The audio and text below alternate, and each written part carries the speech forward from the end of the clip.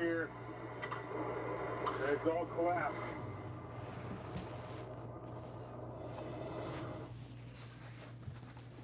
I'm gonna have to find a way across here, and if this water comes up anymore, it's gonna be hard to get back. Come on, Rufus.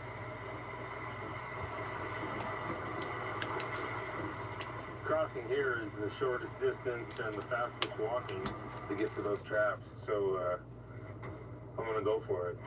Okay. A little deep.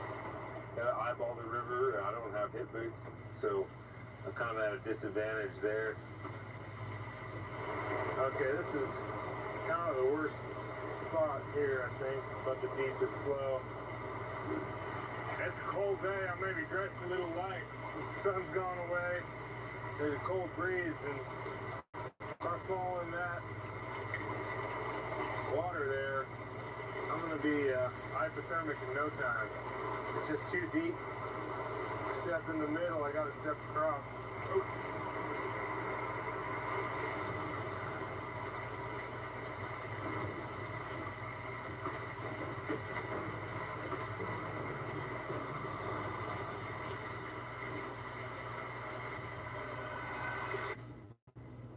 You can never explain something like this.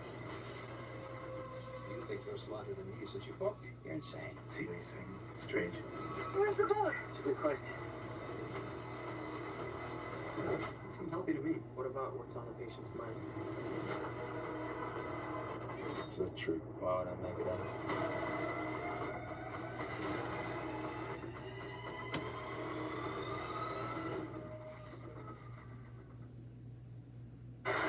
Oh yeah, you just ran across it like nothing, dog.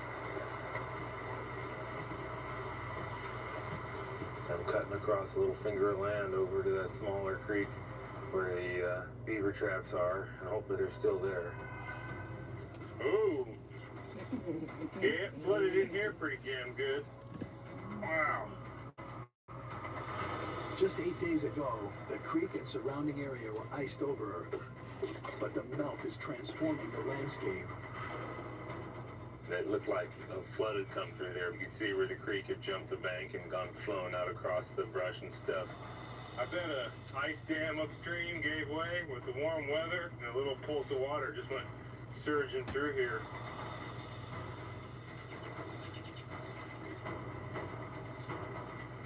Is that it, Rufus? Watch out. Look at that. Folded right up. I bet it came floating down and caught on this and triggered itself right on this bunch of stuff here. I mean, the water must have been up in here somewhere.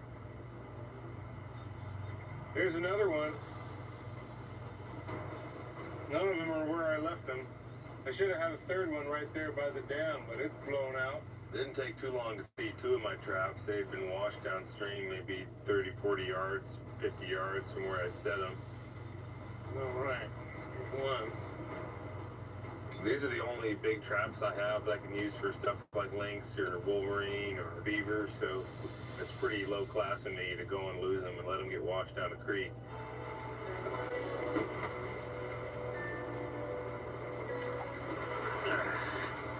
Cool.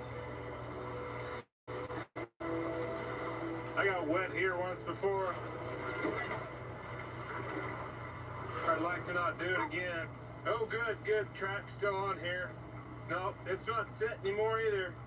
Definitely got tossed by the flood, but at least the trap is still on there.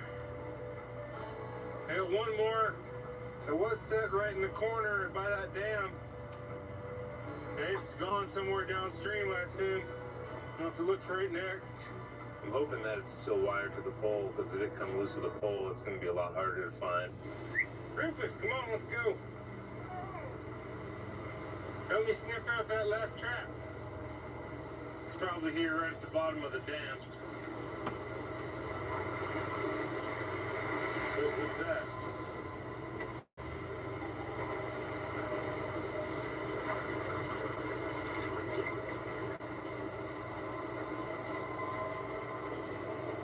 There's undercut banks along here, and it could be just about anywhere. Is that it there?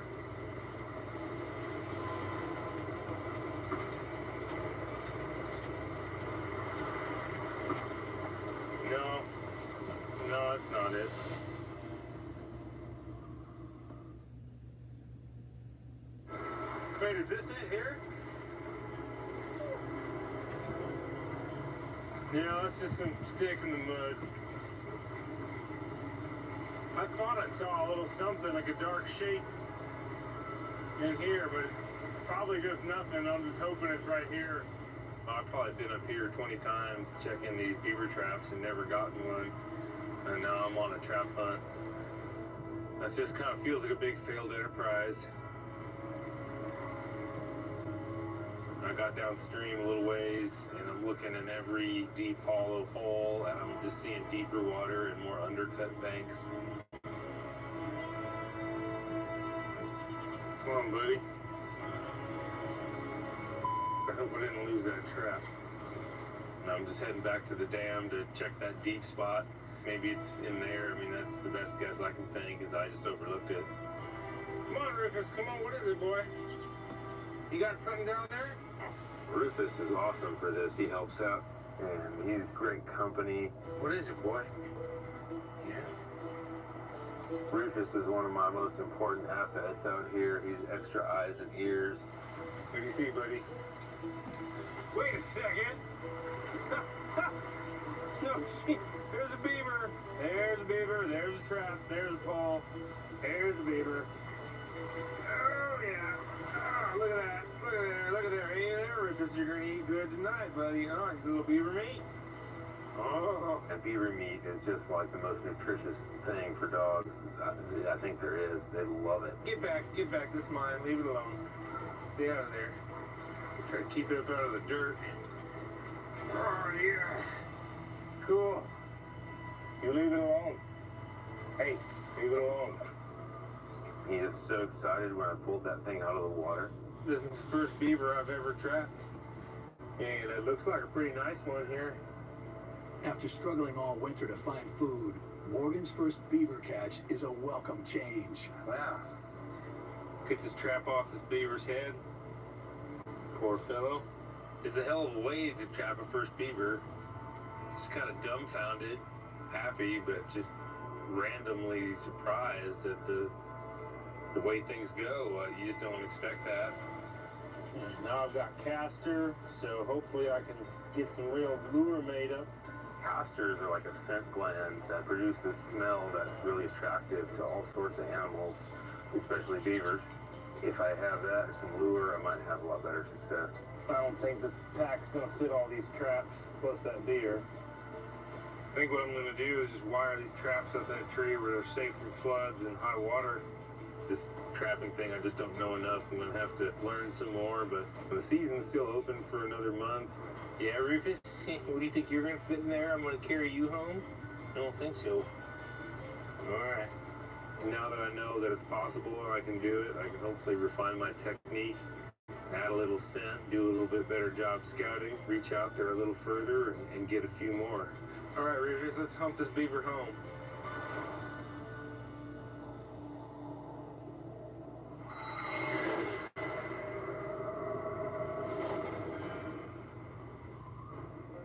Across the country, in the Blue Ridge Mountains, Preston has let his steel knife blade cool for 2 hours, and now it's time to check whether the process worked. The blade's fairly long and thin. It wants to cool and heat at different rates, and when that happens, it'll make your knife warm. When you try to straighten a knife that had a little bit of a warp after it cooled down, and you can actually break and snap a blade. Yeah, I bet that thing's cooled off now. If that happens, then we'll go start on knife number 3. Hard to make a good knife if you got a crooked blade. It's a tough step.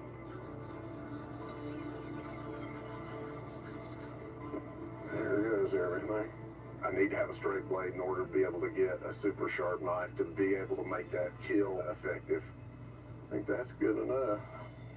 That metal's nice and soft. But right now the blade's the same thickness all the way through. You know, I don't want this thick here. I want it to be thin down here and thick up here on the back. Yeah, this is a little jig that I developed where I put a piece of sandpaper on there, hold that in tight so it doesn't slip with this block of wood. Put some water on there, washes the particles of metal out of the sandpaper, keeps it real aggressive. I can move a lot of metal. Super effective. Boy, thinning the blade's a lot of work. Do this other side. Keep on going. And you can really see a difference in the thickness. You see how thick this side is and how much thinner that side is? Then you have to re-harden that blade, temper it down to where it's not going to snap and break. Ooh. This is hardening that metal back up, so it's cooling it down quickly. We relaxed the molecules earlier when we annealed it off, and now what we're trying to do is we're tensing those molecules in the metal back up so it's hard and tight. Let's see what that's looking like. Heck yeah, that didn't warp too bad at all. While it's still fairly hot, you can do just a little bit of straightening. Now we're just going to let that guy cool down, temper it a little bit, and we'll be ready to put a handle on there. When I get to make something beautiful out of a chunk of old rusty metal, to me it's just primal. Like that fits pretty good. At some point we all broke rocks and made knives and spears, and we rubbed sticks together and we made fire. That's a shared humanness that we've got. And for me, when I get back into that knife mode, it just taps me into a greater part of humanity in general. How you making that on that knife? I've been busy. Yes, sir. Well, you about done with it. Uh-huh. It looks like that swelling might be going down a little, like that poultice might have really helped there. Yeah, I feel a little bit better. I hear that. See what you think about that thing. Man. Maybe it'll slide right off of there. Yeah. Preston really came through, and that's gorgeous. We need to keep moving towards getting those hogs killed. That right there is sharp enough to take out a thrashing hog. Got a date with this knife.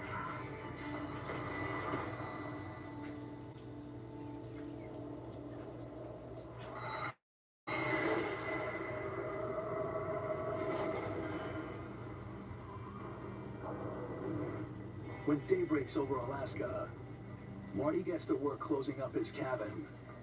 He spent the night deliberating about his next move and has made a difficult decision. The bottom line is the machine's broke down and I have to leave. It's whether I want to come back and start it up again or whether it'll be worth that.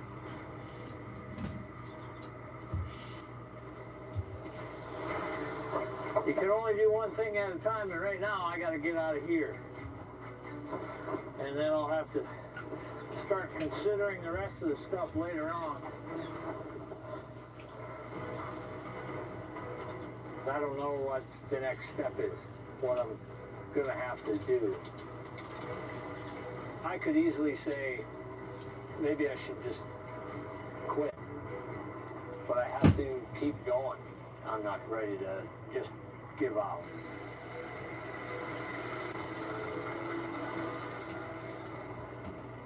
Next time on Mountain Men. Giving up's not an option. There's too much invested already. Marty attempts the impossible. From here on out, it's going to be a lot more challenging. Oh, crap! Jason takes on a monster job. It's hanging by a thread. It's amazing that it's still standing. There's an opportunity of this barn coming down. And Morgan faces a new threat What the heck's that? from an uninvited guest. Feeling good here, Bear.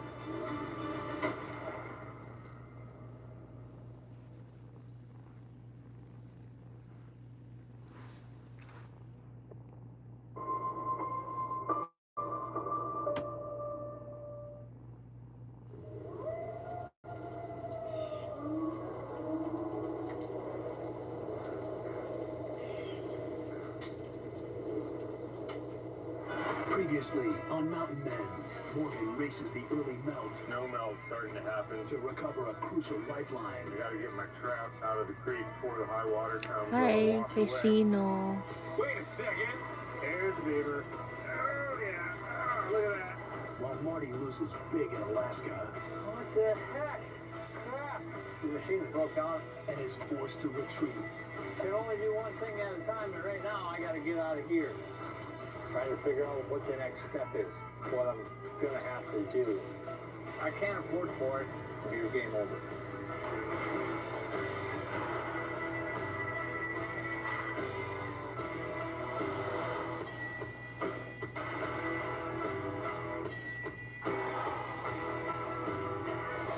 "200 miles south of the Arctic Circle, in Two Rivers, Alaska, Marty Majorato's losing valuable time in his yearly race to make a profit from the winter trapping season. He's returned home early after a mechanical failure forced him to abandon his lines in the Revelation Mountains, just as he was beginning to make progress. Things are going good, and I want to keep going. And then, boom.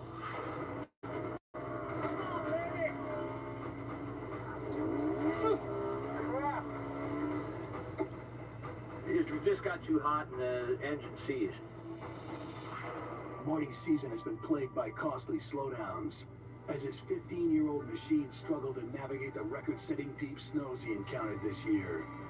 But with just shy of 5 weeks of trapping left to go, he's decided to retire the old machine and head back into the mountains with a brand new weapon in his arsenal. This machine I settled on, it's got a lot more power. I'm hoping that this will work. All right. Having this snow machine, I'm going to be able to cover a lot more ground, and I'll have a lot more confidence. The cost of the machine is a burden, but giving up's not an option. There's too much invested already. But what I need to do is start trapping. The new machine is larger and heavier, weighing in at 500 pounds, which causes a major logistical problem. A plane big enough to haul the machine is going to be far too expensive. I can't take it apart in small enough pieces to fit in an airplane. To have it flown out there is out of the question. So I'm going to have to drive it in, and that's going to be a giant task in and of itself. In 32 years of working in the Alaskan bush, Marty has never attempted an overland journey to his trapping grounds. To reach the Revelation Mountains, he's facing a 350-mile gauntlet through the treacherous Great Alaska Range. From the air, everything looks easy, but until you're on the ground, you have no idea what to expect. It'll be a story to tell around the campfire, for sure. Marty will be blazing a trail through unfamiliar terrain, a trek that should take 3 days in perfect conditions. But the mountains are notoriously unpredictable. I should be good. Everything's a calculated risk. There's no guarantee that I'm going to make it, but there's still fur out there, and if I just get this done, I can continue the season. All right, I'm ready to go, girls. You be a good girl for Mama? Okay. All right. You be careful. I will, darling. All right, love you guys. Love you. Every guy who has a family wants to provide for him. You know, this is what I do. All right, 1 mile at a time, I guess.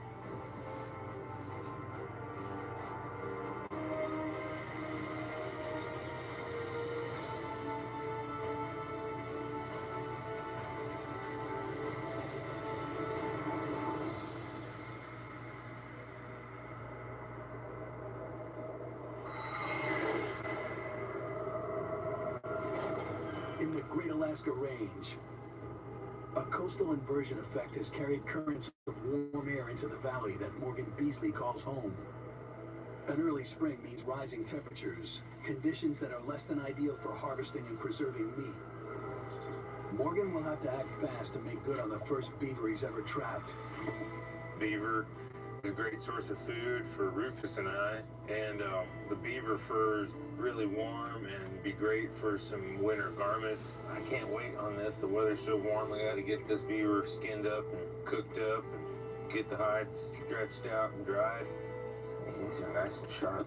I'm trying to do a real nice job skinning this guy off. Better job I can do on this right now, the less fleshing I'll have to do later. This stuff is bad. Hard to get off. Beaver skin is really hard to separate from flesh. It really was just sticky. But, you know, getting it off nice and clean will save me a lot of time when it comes to scraping. This one, I think I'm going to feed it to Rufus, since I still have some sheep. I mean, he'll eat it all. Everything but the skull. We'll use the brains and the hide. Did a pretty good job keeping the meat off it. I got a little there. It looks like a real nice skin. It has a really particular odor, and I think the casters and the oil sacs that come off with them are like the heart of all that odor, so you gotta be really careful with the bears waking up, you know, this is a stinky thing to have around camp, and that's another reason to get it cleaned up. Morgan needs to work quickly. His homestead is located in Alaska's bear country, where the beaver scent is a beacon to hungry predators who can smell the blood from as far as 20 miles away. Casters are the scent glands that you use to attract other beavers with. I mean, this right here could lead to a lot more beaver hides. When I needed an engineering degree just to find my classic shows, I didn't get mad. I got friendly. Join the millions who got friendly with 50+ live channels, thousands of on-demand titles, all starting at just $6.99 a month. Start your free trial today. Put these right up here so Rufus doesn't get them. They can start to dry. Start with the head up here. Now I'm getting the hide nailed down to this board. I'm going to have to flush it, and that can be a pretty long back-breaking chore. Fleshing basically is using a scraper, and the board is supporting the fur so you won't cut through it. This here is a little white gas. Degreasing the skin with white gas helps to dissolve the fatty acids that can block the tanning process from taking hold. From what I've read, less grease is on that skin, the more the brains can penetrate. It takes a while to get good at it. I've only tried this a few times, so I'm still learning. I shouldn't have to use very much, just a few tablespoons, because it's really volatile and it'll evaporate really quickly. If you drop the ball at any time during this process, you might ruin the hide. So I'm trying to be just thorough and check all the boxes and get it done. I'm going to give it a pre-rinse and let it soak until it starts to soften up. Try to let that slowly soak in. And then I can put it in the bucket and take it back and give it a warm wash with some mild soap. And then when the hide is nice and warm and rinsed thoroughly, I'll be able to spread the brain mixture in and try to work it in. Yeah, that's softening up good. I'm gonna go get the kettle and the board and the brains and move on to the next step.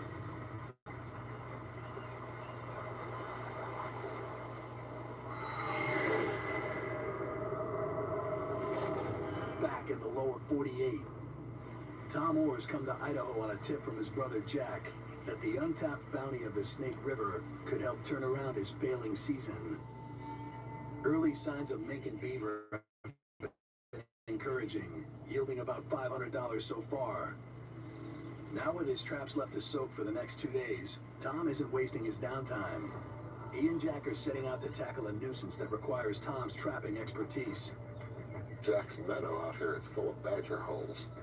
It's just another opportunity for me to catch a different kind of fruit and pick up a little extra money. We can go back here, Jack? Yeah. Yeah, go right on out that way. It looks like there's quite a bunch of holes. All these black spots are all badger holes. So it looks like a fine opportunity to pick up a badger, or maybe 2 of them even. Badgers hunt the prairie dogs that populate these foothills. When a badger finds a prairie dog den, it burrows inside to eat the young, leaving behind a landscape dotted with divots that are a hazard for livestock. It'll get these holes out of this meadow so my brother's horses won't have to worry about stepping in these holes and breaking their legs. Most ranchers don't want badgers on their property just because of that. We don't know which holes have a badger in it, but we're going to come out and put some snares on the ones that we think may have a badger in it just to see if we can pick up a badger. There's nothing in there, or else he'd knock that snow out of there.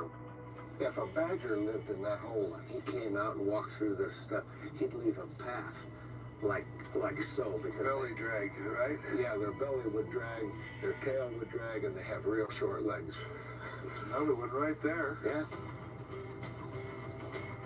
We'll have to just go around all these badger holes and see if we see one that's got sign in it. Ooh, there's a fresher looking one. See that brown one over there? Oh, it looks like it's drier or newer or something. Let's see what it looks like. There's no snow in the entrance. The dirt's drier up here, like maybe it's fresher. The other ones look blacker, like the snow and they were wet on top of them. Or maybe this is dry stuff that he's kicking out from underneath the frost line. I think this is It's the first one we found that'd be worth sticking a snare in. All right. I think this is our best chance so far.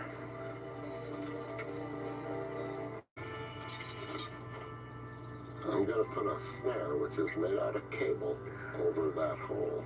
And if that badger's inside and he comes out of that hole, I'll hang right over the hole like that. When the badger goes through, it'll pull right down on him like that.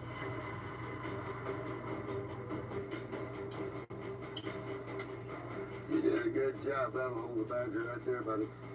Well, there looks like plenty more holes. Yeah. You go check them out? Might as well.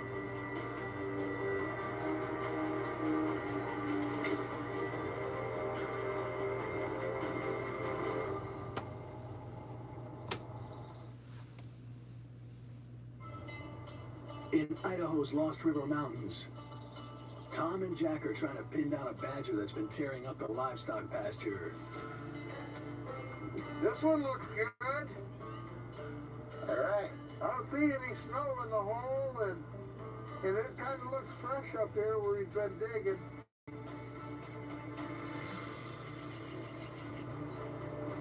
The detail in the dirt, the drag lines look fresh. I mean, it hadn't looked like it had any wind blowing on it and sun melting it. And you can see belly marks. Yeah. It looks like he came out and was digging in this. See, look at that track comes right up in. Yeah. This is the freshest one we've seen. Yeah, I'd say so. If your badgers, it's your pasture, I guess you can set it. Yeah. My brother isn't really a trapper. Yeah, like that. He's an outdoorsman. He's out all the time, but yet he's never set a trap to catch an animal in, you know? Just set it down in there and try to just prop it up. Put maybe the bottom part just a little bit lower into there. And you gotta keep the locket right at the top of the snare. Yeah. Like that? Yeah. Yeah. It looks like you're going to be a trapper someday. You keep this there. Maybe when I grow up. You grow up, all right. This is a good opportunity for me to be with our brother, learn his tricks of the trade, and maybe someday I'll do some trapping. Maybe get that stake in. I may have to. You have to protect your things, you know. Knowledge is good. Should work. Yeah, well, we got a bunch of snares out, so all we got to do now is just wait. You can never explain something like this. You think they're smarter than me since you bought me? You're insane. See anything strange? Where's the boat? It's a good question. Seems happy to me. What about what's on the patient's mind? Is that true? Why would I make it up?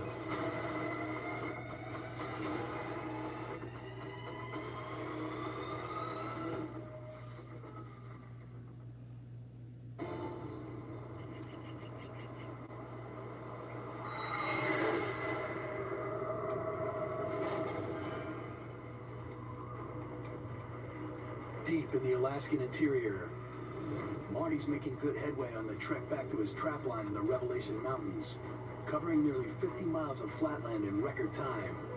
The bush of Alaska is just a mess. It's beyond any scale most people ever see. It really makes you feel small and insignificant. It's just so big.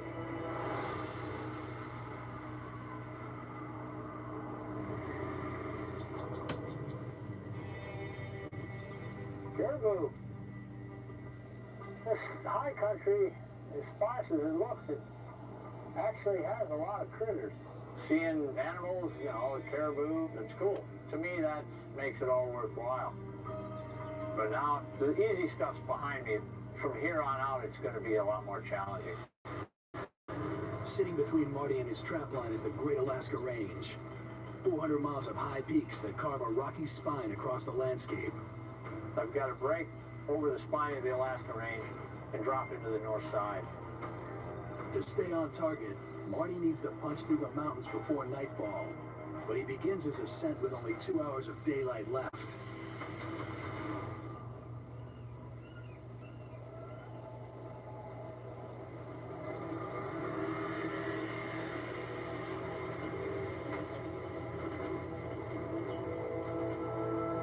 I'm coming up off the rivers and getting into the actual Alaska range, trail starts getting worse. It's probably going to be a pretty ugly section of trail going up into Rainy Pass. The only cut through the range for miles around, Rainy Pass is known for its rugged terrain. A slalom course of snow dunes that will put Marty's new machine through its paces. It's so rough. You know, I drop in a hole, and I got to jerk up out of the hole, and I drop into a hole, boom, boom, boom, and it just goes on forever and ever. The steep hills and declines in this region cut Marty's speed to a virtual crawl. 350 miles is a long ways, but if you drive at a decent speed, you're going to be okay, you know. But if you're only doing 3 miles an hour, it's going to take forever. I don't know how long this section is. Hopefully, it doesn't last too much longer. I'm real paranoid about it now because I only got a little bit of daylight. Crap!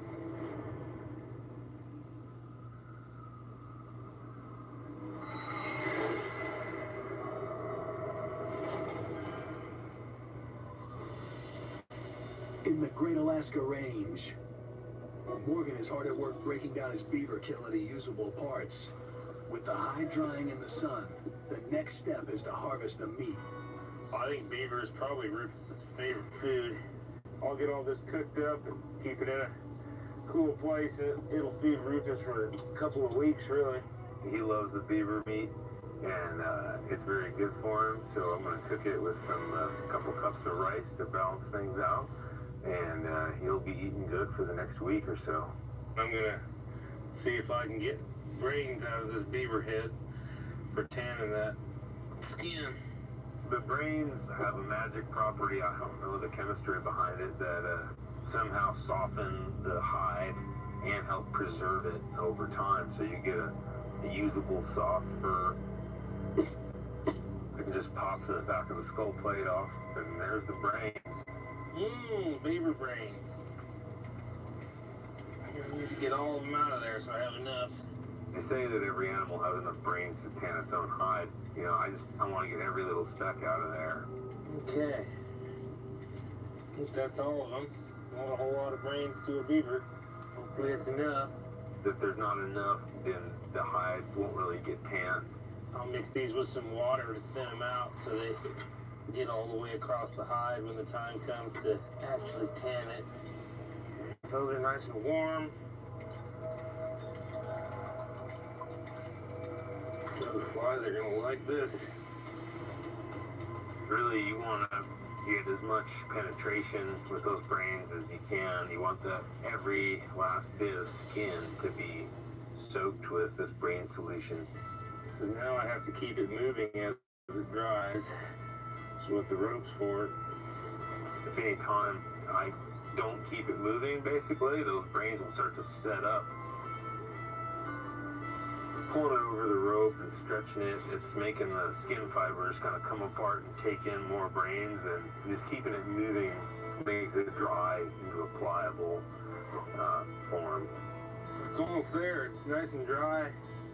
It's really supple and soft and strong too, so I'm gonna go grab a few things and get it ready to smoke. I'm gonna make a little dome to go over a low fire to hold the skin up above the fire so it can get smoked well. Okay, there it is. There's the framework. This fire I need to build here needs to be really low and very little heat, as little heat as possible. And the thicker and more pungent the smoke is, the better job it'll do on preserving the hide. But if at any time the fire flares up with open flame, it'll actually kind of cook the hide, and another way to ruin it is to expose it to open flame like that. See, that dry moss burns way too good. If I were to just put the hide over that, it's, you know, much too flammable. This is the last step here.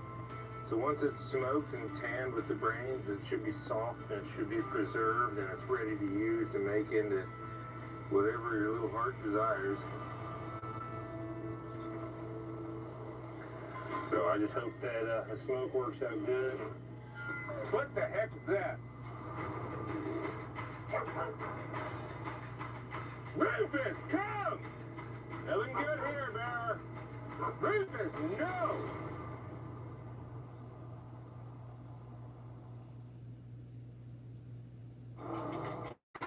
I fired a shot just to defuse the situation before, the dog and the bear get too close.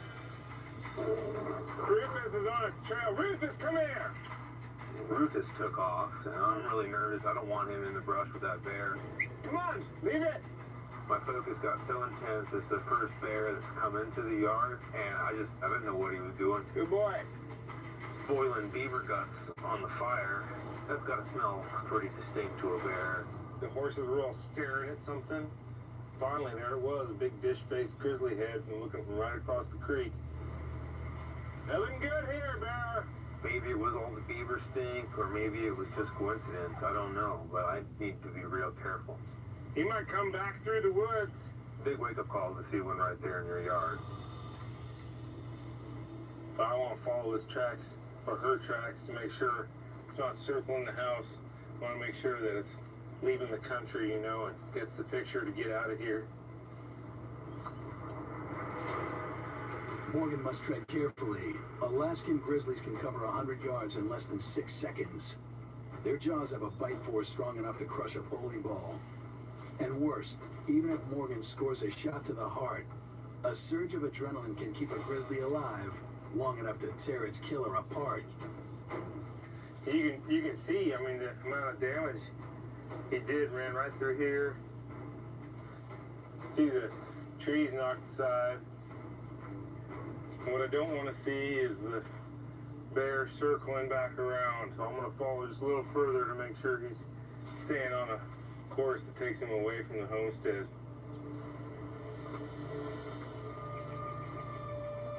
And you see the bear's tracks have gotten a little closer together, so he slowed down his pace, and it looks like he's just going straight away from the homestead still. That's good. It's just a little bit further.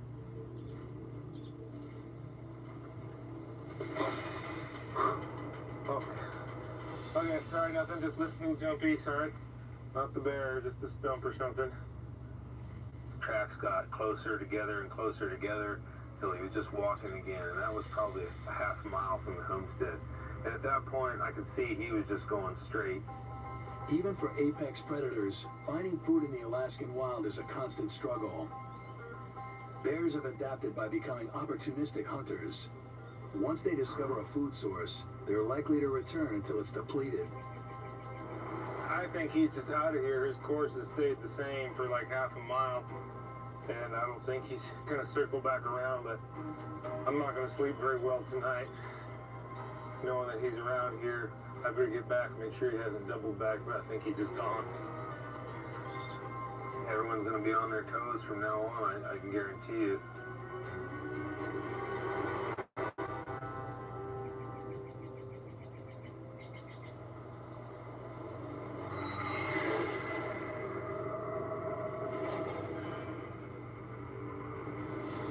In the northern foothills of the Great Alaska Range, Marty's just over 50 miles into his overland trek back to the Revelations.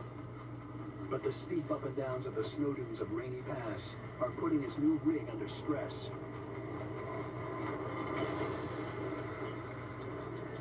Crap! My hitch gave out on me.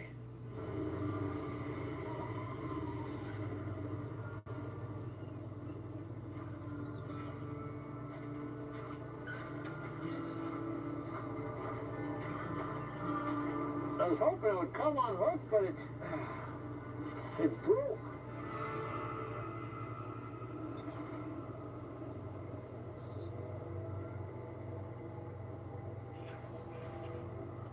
Man, I didn't count on that breaking, but she broke.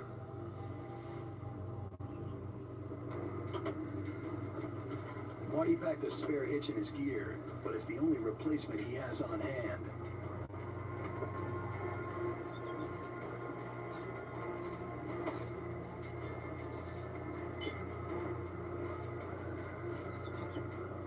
You know, on a trip like this, you bring a lot of stuff you don't need, because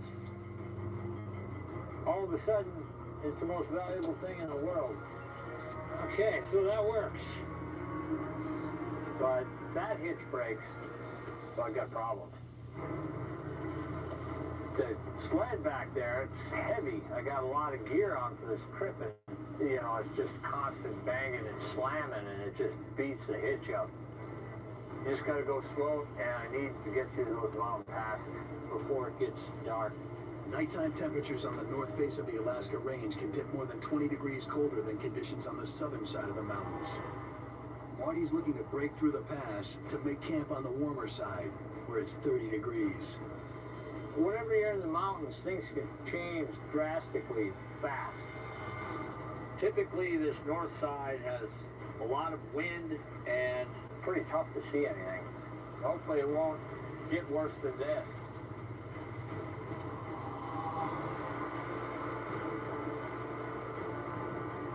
Coming down pretty good. Hopefully this blows over. Because up in the high country, it'll be an all whiteout, and I'm having a hard enough time finding the trail. We'll give it a try. Climbing up into this high mountainous pass, once you're in it, you just got to keep going.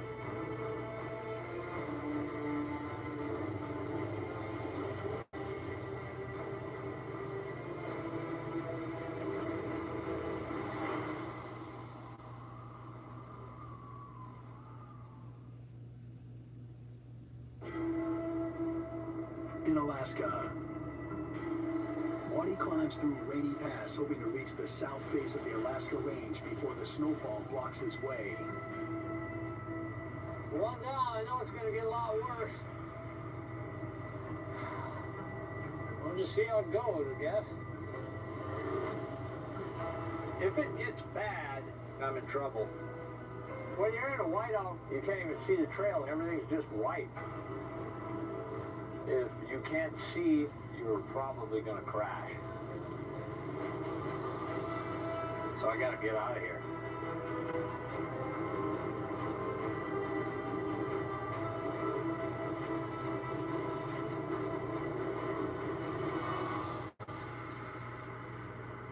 That was nice to get through, especially with the way the weather was.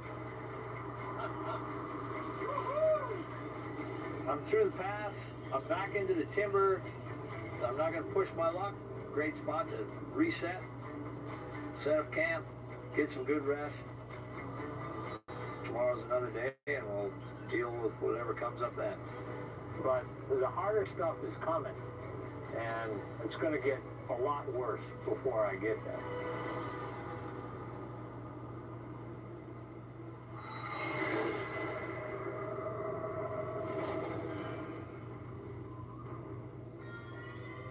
In Arkansas, it's been 7 weeks since Jason Hawk led his family to a new life in the Ozark Mountains.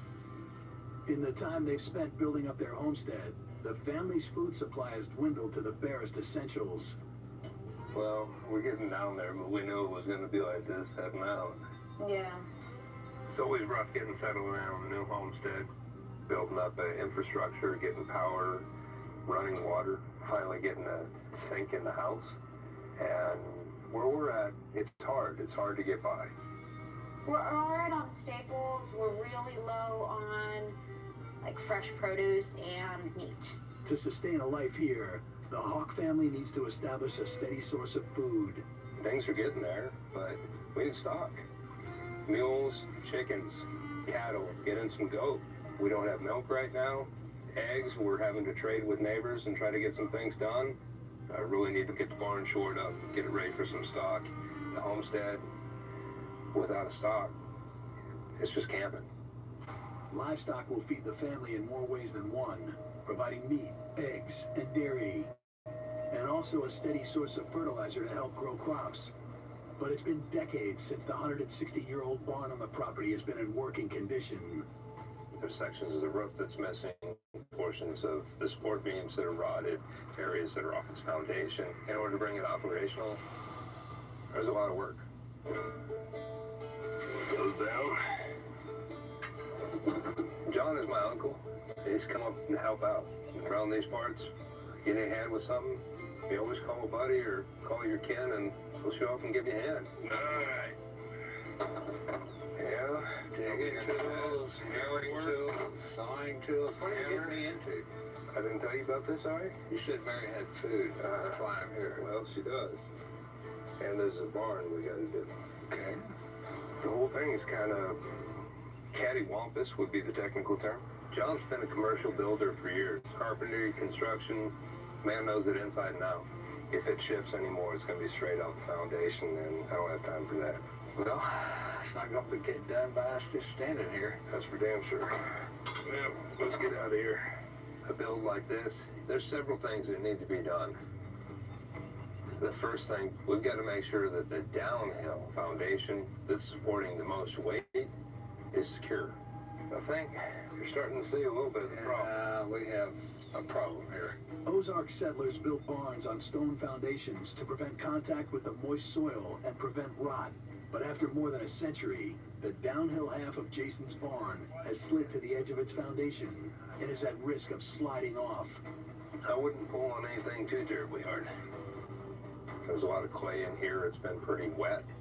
So what happens is every time it freezes, water expands when it freezes, and it's pushing this barn off its foundation. Right now, it's hanging by a thread. It's amazing that it's still standing. I figure first thing is to get this thing jacked up, get everything back under. I'm gonna have to get in and lift the entire side of the barn. Just take her slow.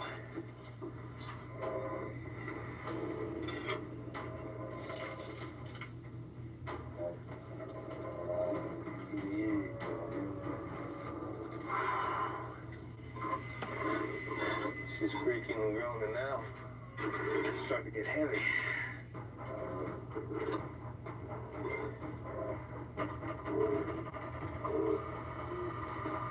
Can we cross our fingers?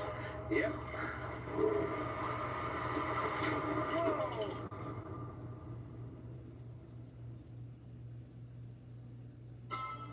In Idaho's high country, Tom's making the rounds of the snares he said earlier to see if he's caught the badger that's been tearing up the grounds on Jack's land. The main animal I came down here for is beaver. We've been rather successful with them, so now we're just hoping that our good luck carries us through with badgers. Not very good for livestock to be running in these pastures where these badger holes are. So let's see if we can clean up this pasture a little bit. Nope.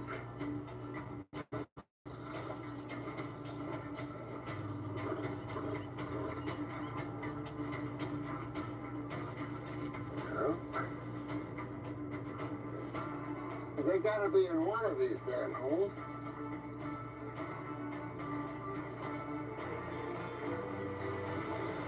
Oh, looks like we got one, and it looks like he's dead. Apparently he's come from the outside and gone in and must have caught him right around the neck and he's choked to death. It looks like a nice badger too. Got good fur on him. I feel real good about catching a badger.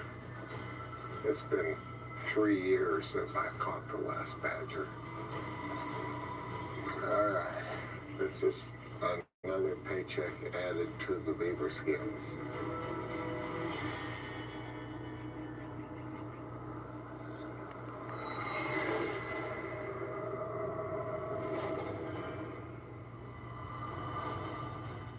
In the Ozark Mountains, Jason's lifting his 160-year-old barn off its foundation. It's starting to get heavy. But finds that with a structure this old, it's a fine line between repair and collapse. Can we cross our fingers? Yep. Whoa!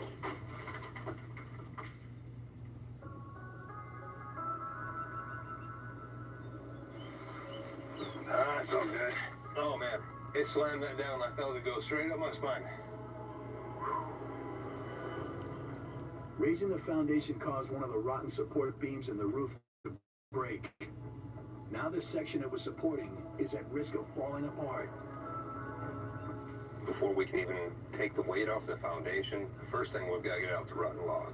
Jason and John decide to bring the roof section down in a controlled fall, starting by removing the remains of the rotten support beam. I'm tight on that one, but so that the rope loops around on the outside so that I can get a pull on it, so when it comes loose, I can pull it back that way. John's gonna get it from the outside so that when I cut it, it moves forward and away from me rather than rolling on top of me. Because right now it's pretty much sitting over my head and I got nowhere to go. Right up there? I think that'll be good. That should hold it for now. What should we do? I know what to do. You do? I'm going to cashnetusa.com. I can apply in minutes, and if approved, we can have the money on our account as soon as the same business day. You're my hero. Saving the day is easy with CashNet USA. When you need money fast, be the hero. Go to cashnetusa.com to apply for the money you need now. Go drive now! And they're gonna find you, and they're gonna kill you. I told him I'm gonna die tonight. You lost your mind? You have a choice. You hear me? Yeah. Boom. Why me? I win that fight. I'm going in.